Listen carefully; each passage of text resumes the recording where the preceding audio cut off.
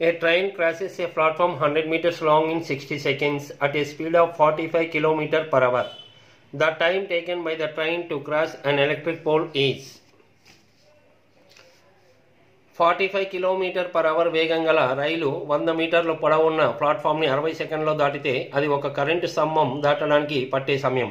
Okay students, ఇక్కడ మొదట ఈ క్వశ్చన్ని ప్రొసీజర్ చెప్పుకుందాం, తర్వాత షార్ట్ కట్ మెథడ్, ఆ తర్వాత డైరెక్ట్ గెస్సింగ్ లక్కీ టిప్ ద్వారా విత్ ఇన్ సెకండ్స్లో ఎలా చెప్పచ్చు. ఓకే, మొదట ఇక్కడ గమనించండి, ప్రొసీజర్లో 2 టైప్స్ ఉంటాయి.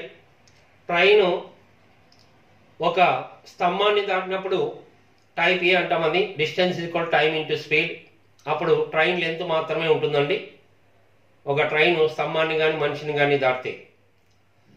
మరి ఇంకొకటి ఏంటంటే ఈ క్వశ్చన్లో ట్రైన్ ప్లాట్ఫామ్ని దాటింది, దాన్ని టైప్ బి అంటాం. ఇదంతా మీ కాన్సెప్ట్ ట్రైన్స్ వీడియోస్ చూస్తే తెలుస్తుంది. ఓకే, ఇక్కడ డిస్టెన్స్ ఈక్వల్ టు ఏదైనా distance equal time into speed. ఇక్కడ డిస్టెన్స్ అంటే చూడండి, ఫస్ట్ ట్రైన్ లెంత్ తర్వాత ఫస్ట్ అండ్ సెకండ్ అంటే train length plus platform length రెండు యాడ్ అవుతాయి, ఇది డిఫరెన్స్ అండి. సో ఈ క్వశ్చన్లో రెండు ఉన్నాయి. ట్రైన్ కరెంట్ స్తంభాన్ని దాటడానికి ఎంత టైము, అది టైప్ ఏ అనుకుంటాం. ట్రైన్ ప్లాట్ఫామ్ని దాటడానికి అనే ఇన్ఫర్మేషన్ ఉంది, అది టైప్ బి. ఓకే,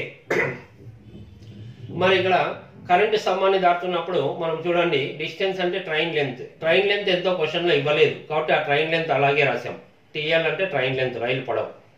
టైం ఎంత ఇవ్వలేదు, అక్కడ ఇచ్చాడు కదా అంటే అది ప్లాట్ఫామ్ని దాటడానికి, ఇది ఇక్కడ వచ్చేసి మనం ఒక కరెంటు స్తంభాన్ని దాటడానికి.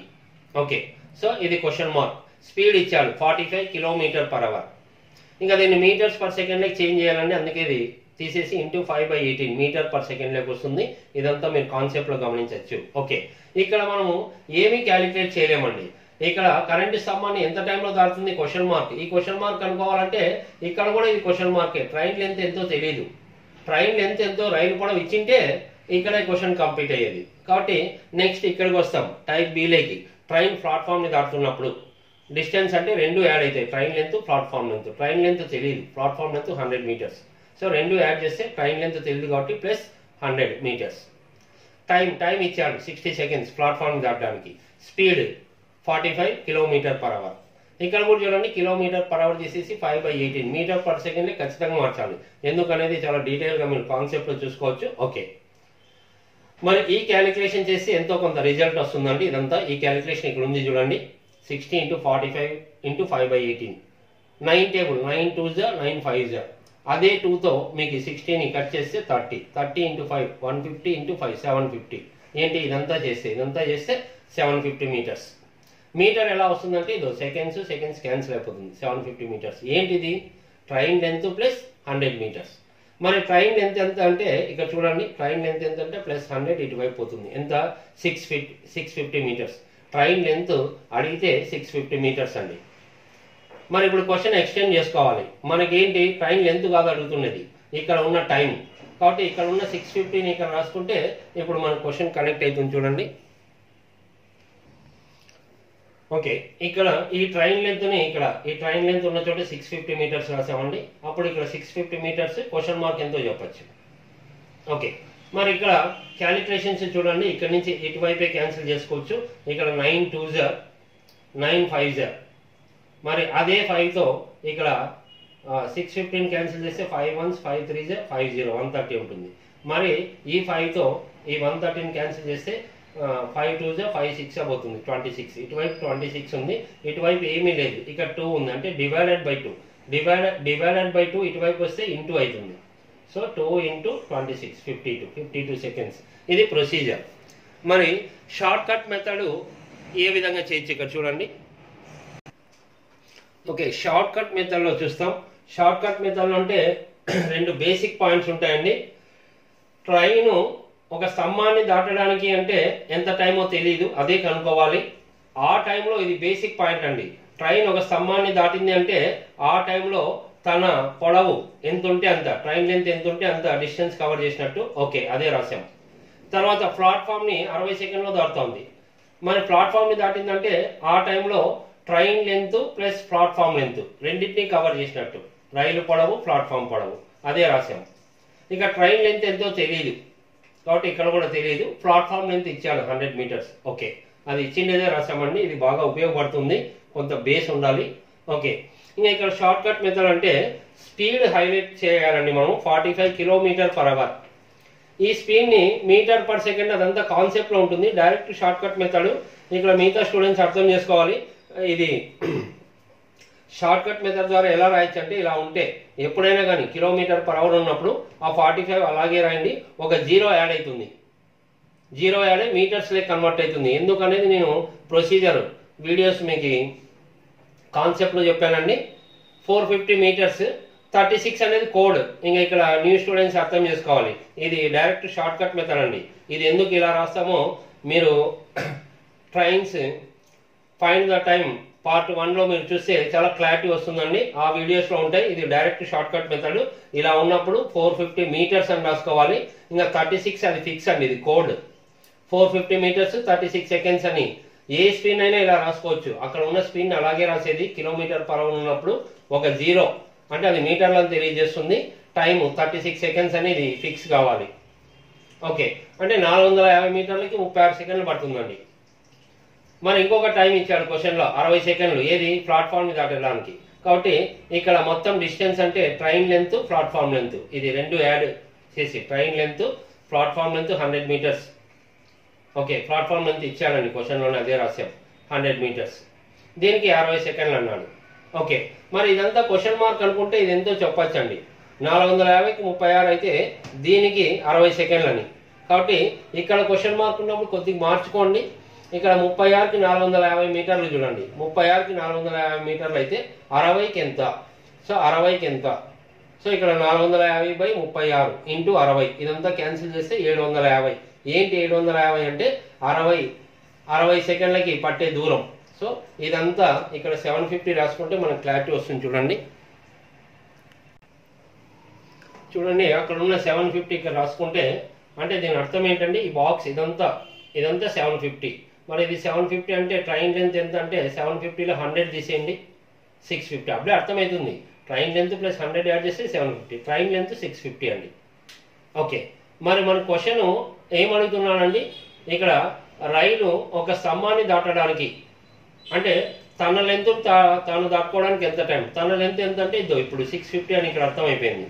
సో ఆ 650 ఇక్కడ రాయండి.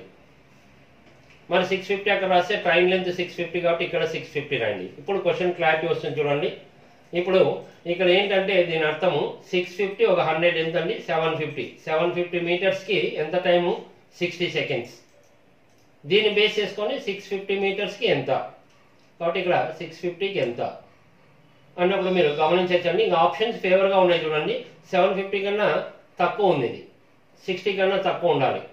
దగ్గరగా ఉంది కాబట్టి దగ్గరగా 52 అని గెస్ చేయొచ్చు, లేదా మామూలుగా చేయండి 60/750 ఇంటూ 650. ఇదంతా క్యాలిక్యులేట్ చేస్తే 52. మరి సెకండ్స్ అని ఎలా చెప్తామంటే ఇవి సెకండ్సే. ఓకే, ఇది ఈ షార్ట్ కట్ మెథడ్. ఇక్కడ 450 ఇది స్పీడ్ని ఎలా రాస్తామని మీకు డౌట్ ఉండొచ్చు. అది చాలా సింపుల్ అండి. మీరు ప్రొసీజర్ వీడియోస్ చూసిన తర్వాత అన్ని క్వశ్చన్స్ మనం అలా చేస్తాము, లేదా ఇంతకుముందు క్లియర్ ప్రొసీజర్ చెప్పా, ఇబ్బంది ఏం పడద్దండి. షార్ట్ కట్ మెథడే కాదు, ఫస్ట్ చెప్పిన ప్రొసీజర్ కూడా చాలా క్లారిటీ ఉంటుంది మీకు, అవన్నీ ఒక పద్ధతిలో చేసుకుంటే. ఓకే, ఇవన్నీ కాదండి, ఇంతకుముందు చెప్పిన ప్రొసీజరు ఈ షార్ట్ కట్ మెథడ్ ఇవన్నీ ఏం తెలీదు. లక్కీ టిప్ ఏ విధంగా చెప్పచ్చు, సింపుల్గా ఒక గెస్ ప్రకారం చూడండి. విత్ ఇన్ సెకండ్స్లో దీనికి కొంత టైం పట్టింది, ప్రొసీజర్కి టైం పట్టింది. మరి లక్కీ మెథడ్ ద్వారా చూడండి. ఓకే, ఇక్కడ షార్ట్ కట్ మెథడ్ అంటే గమనించాలండి. లక్కీ టిప్ ఇది షార్ట్ కట్ మెథడ్ కాదు, sorry lucky tip. Lucky tip అంటే ఆప్షన్స్ మనకి ఫేవర్గా ఉండాలి. ఎందుకు ఏమిటనే చిన్న చిన్న డౌట్స్ వస్తాయి. రెగ్యులర్ లక్కీ టిప్స్ చూసే వాళ్ళకి ఇక్కడ మీరు పాజిబిలిటీస్ ప్రకారం చెప్పడానికి అవకాశం ఉంది. ఈ క్వశ్చన్లో అంటే మీరు ఫస్ట్ పాజిబిలిటీస్ గమనించాలి. క్వశ్చన్లో ఏమడుగుతున్నాడండి, టైం అడుగుతున్నాడు. మరి టైం అడుగుతున్నప్పుడు దేన్ని దాటడానికి, కరెంటు స్తంభాన్ని దాటడానికి. మరి కరెంటు స్తంభాన్ని దాటడానికి ఎంత టైం అన్నప్పుడు ఇక్కడ మీరు బాగా గమనించాలి. కరెంటు టైం ఇది ఒక ట్రైను కరెంటు స్తంభాన్ని దాటడానికి ఎంత సమయం అంటున్నాడు. టైం గురించి మీకు ఏమేమి తెలుసు చెప్పండి. మొత్తం ప్లాట్ఫామ్ని దాటడానికి 60 సెకండ్లు అన్నాడు. ప్లాట్ఫామ్ దాటడానికి, ప్లాట్ఫామ్ దాటిందంటే train length plus platform length మొత్తానికి 60 సెకండ్లు పట్టినట్టు. రైలు ప్లాట్ఫామ్ని దాటిందంటే తన పొడవుని దాటుకుండాలి ప్లాట్ఫామ్ని, మొత్తం 60 సెకండ్లు. ఇది క్వశ్చన్లో ఇచ్చింది. మరి ఇక్కడ 60 సెకండ్లు ఉన్నాయి. ఇప్పుడు టైం గురించి పాజిబిలిటీస్ మీరు గమనించాలి. పాజిబిలిటీస్ అంటే రైలు తన పొడవును దాటడానికి ఎంత టైము, ప్లాట్ఫామ్ క్వశ్చన్లో ఇచ్చాడు 100 మీటర్స్, 100 మీటర్స్ దాటడానికి ఎంత టైం, అవి రెండు యాడ్ చేస్తే 60. మరి ఏమో మనం ఒక గెస్ చేయాలండి, అవి రెండు ఇచ్చిండొచ్చేమో. ఇవ్వలేదని ఎలా తెలుస్తుందంటే ఇప్పుడు ఇవి రెండు యాడ్ చేస్తే 60 రావాలి. మరి చూసుకోండి, రెండు యాడ్ చేస్తే అంటే రెండు ఇచ్చింటాడేమో. సో ఇక్కడ 8, 52 రెండు యాడ్ చేస్తే ఎంత అండి 60.